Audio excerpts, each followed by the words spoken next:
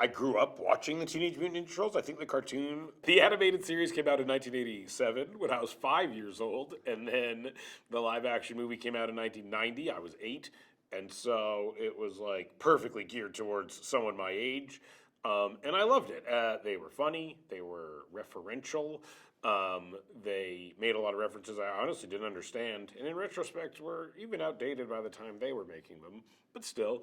Um, and I started taking karate probably because of the Teenage Mutant Ninja Turtles. My dad bought me nunchucks because of the Teenage Mutant Ninja Turtles. I was just kind of obsessed with them. I had the toys. My dad was a big like garage sale toy buyer, and at some point I remember he got a box full of Teenage Mutant Ninja Turtle toys from a garage sale, um, and and yeah, I just loved them. I loved especially those like early versions of them.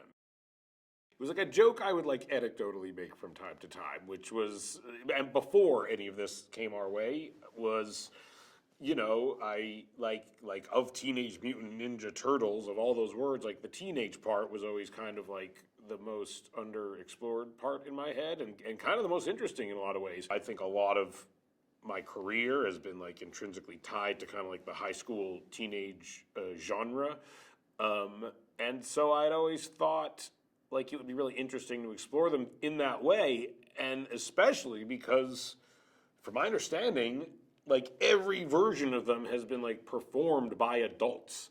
And I don't think they've ever had teenagers actually voicing the Ninja Turtles. And to me, yeah, again, as someone who like on Freaks and Geeks, that was always like such a thing that they were trying to like instill. Is like I was 16 and I was playing a 16-year-old, and it was super bad. We tried to cast kids who were like actually like 17 and 18 and like around the age, and so to me, like it was always so fundamental to making a thing about teenagers was to cast actual teenagers if you could, and that again, like that idea was so like underused in the franchise, and so yeah, so then we got a call. One like that was a thing. That was a conversation we had, and then we got a call.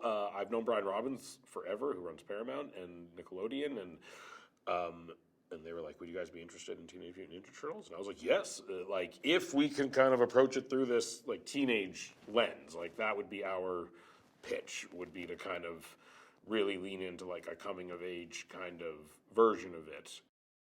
The story essentially is that we meet the Ninja Turtles, and they have been mutated from turtles into kind of turtle humanoid creatures at a young age, and they have a dad who's a rat creature who has raised them, who was a rat.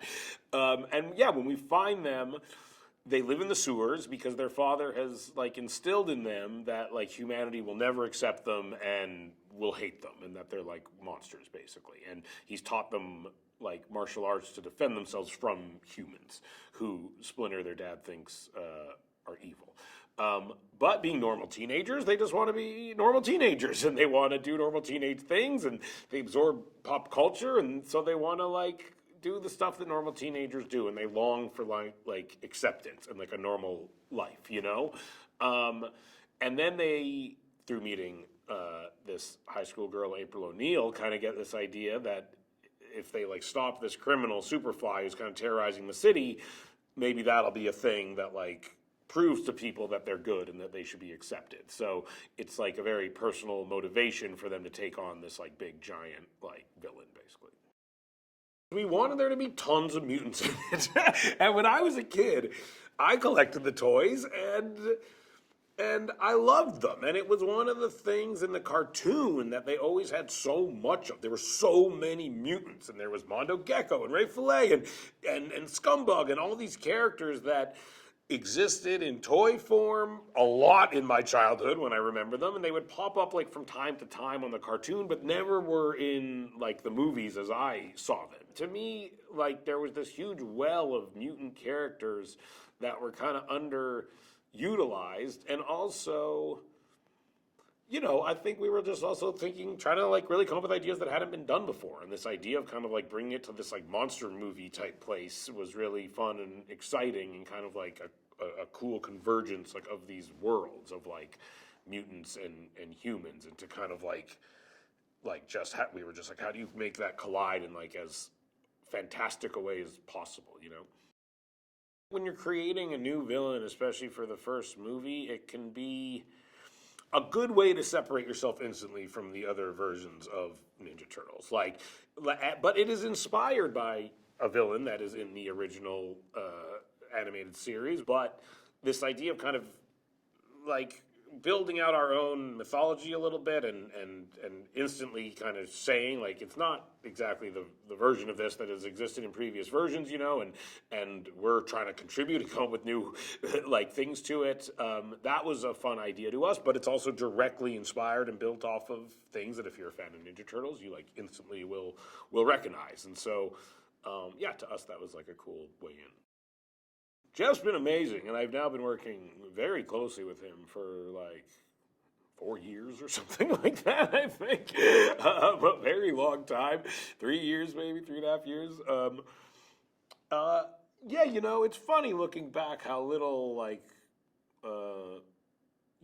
how lucky we got. Because we just met, none of these movies, Mitchell vs. Machines had not come out when we hired Jeff originally. And we really, like, worked very closely with him. And me and him did a lot of writing together. And the development of the look of the movie actually, like, informed the plot and story of the movie in a lot of the ways. And one of the things we had talked about was, like, this teenage element. And as he was developing, like, the look of the animation, that was something that he really, like, took to heart and started to lean into a lot, was this kind of, like, wild, like, like scribbled in the back of a notebook, like animation style that was also like directly inspired by like a teenage mentality in a lot of ways.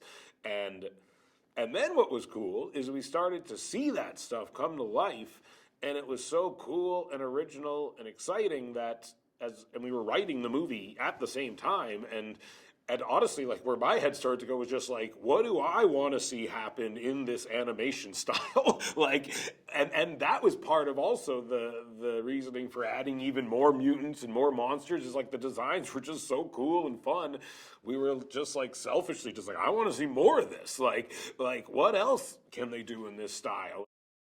This world was created that really feels like the concept art and has the energy of the concept art. And to me, when I'm watching it, I'm like constantly like rediscovering how cool it looks, which is great. My first desire was to have the kids record at the same time. And that was like a thought I had, was like, we should just try to have them all in there together. And it was going fine, I remember, the first day. And then I remember, like, we took a break and we were in the recording studio, and they were all in the recording studio we were in. They had like this tiny little banquette, like a booth, like a little tiny booth, like a restaurant booth. And they were all four of them, like crammed into this booth, and they were just like, bah, bah, bah, bah, oh, you did this shot, oh yeah, bah, bah, bah, bah, bah.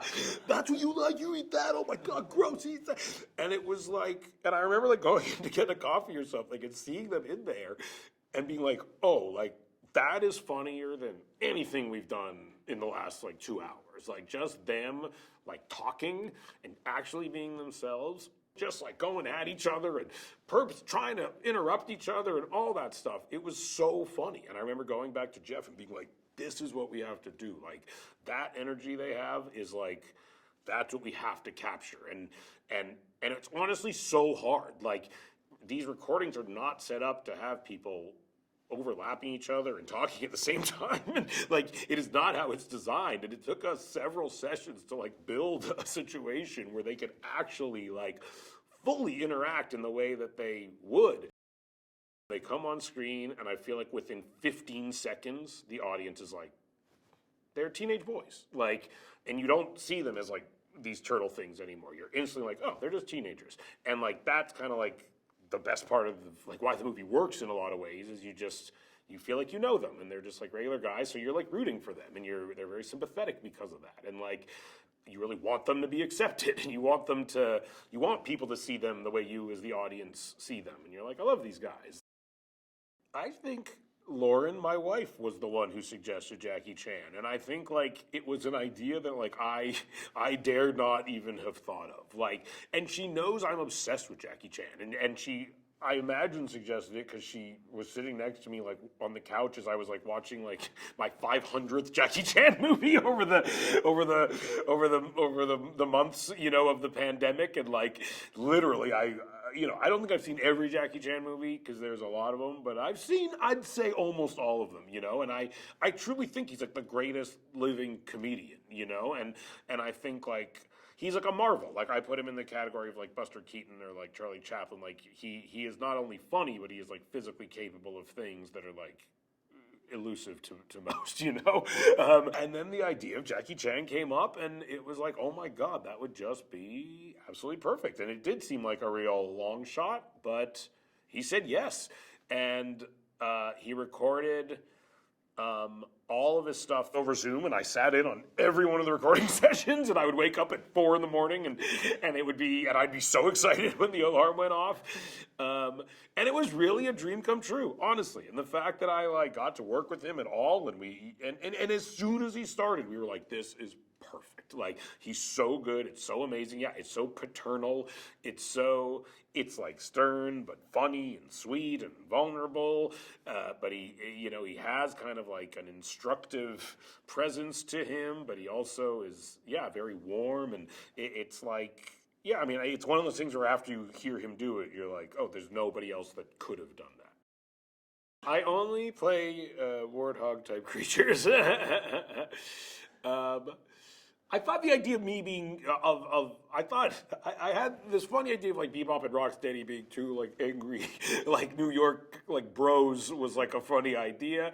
I love John Cena, and so whether I was Bebop or Rocksteady was ultimately somewhat interchangeable in my head. But the idea of being a part of the Bebop and Rocksteady team with John was something I knew that I wanted. I know Post Malone, and we had this joke, weirdly, that Ray Fillet sings his, like, that was just like a joke we thought was funny, was that Ray Fillet just likes to sing the words Ray Fillet, maybe because they rhyme, so inherently it sounds like a song a little bit. And we always had, like, I think it was Jeff or someone doing the temp singing, of just like, Ray Fillet, and it was just always silly, it made us laugh. And then one day we were like, maybe we get Post Malone to actually sing this. and he said yes, and it was a really fun recording session. I think actually in the cartoons, Leatherhead is like a New Orleans, like alligator, but we made we remade Leatherhead into a Australian crocodile, I think, which was just funny to me. And I inherently, honestly think Australian accents are funny. That's where I stand on that. And I'm good friends with Rose and think she's hilarious. And also just the idea of Rose being that big funny crocodile creature was just super funny to me, honestly. We were aiming for a movie that everyone would like, and that was really something that this seemed like a good opportunity to do, was make something that like I loved as a 41-year-old man with no children, and that that the other people involved, Evan, a 40-year-old guy with 2 kids, and the other writers of the movie, and people on the movie, and everyone was making a movie that they wanted to love, and we were all such different people that we kind of had this attitude that like if we all love this and we're all passionate about this, we're all clear about what we think is good and bad, and we're all really bringing our voices to this, then hopefully we'll come up with a thing that like everyone can passionately love and respond to,